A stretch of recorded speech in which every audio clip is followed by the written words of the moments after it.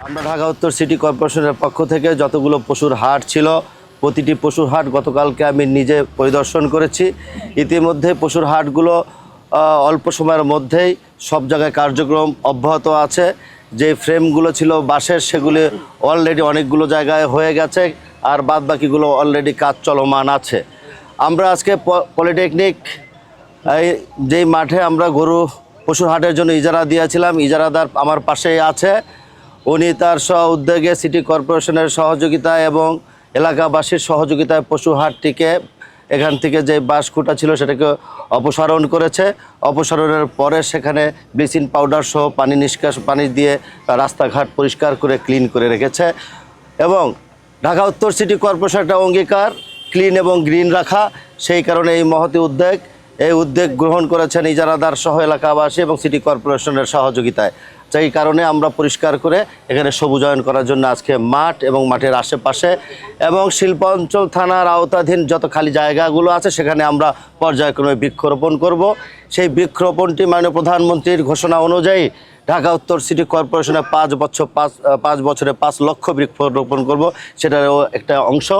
এবং কোরবানি পরবর্তী সময়ে একটি ভালো উদ্যোগ যাতে মানুষ সাদরে গ্রহণ করে সেজন্য তাই এই উদ্যোগগুলো নেওয়া। এবং আপনারা ইতিমধ্যে দেখেছেন ঢাকা উত্তর সিটি কর্পোরেশনের প্রতিটি জায়গায় অলিতে গলিতে আপনাদের সহযোগিতায়, নগরবাসীর সহযোগিতা আমরা ইতিমধ্যে কিন্তু পরিষ্কার পরিচ্ছন্ন করে ফেলেছি ইনশাআল্লাহ। এবং প্রতিদিনের যে গৃহায়নের যে বর্জ্য সেগুলো কিন্তু আমরা এটা রুটিন মাফিক কাজ, সেটা অব্যাহত আছে। আমরা প্রতিদিন মনিটরিং করছি। এমনিভাবে পশুর হাটের মতো অন্যান্য জায়গায়ও মেট্রো রেলের বিষয় নিয়ে অনেক ধরনের কথাবার্তা চলছে।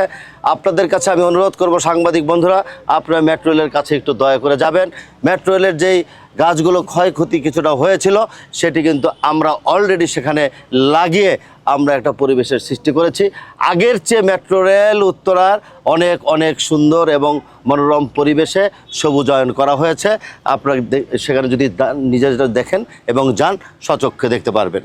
এবং অনেকে অনেক কথা বলেছিল এআই ছবির মাধ্যমে, সামাজিক যোগাযোগ মাধ্যমে বিভিন্ন অপপ্রচার করার জন্য সরকার এবং ঢাকা উত্তর সিটি কর্পোরেশনকে প্রশ্নবিদ্ধ করার জন্য এই ছবি ব্যবহার করে তারা মেট্রো রেলকে প্রশ্নবিদ্ধ করেছিল।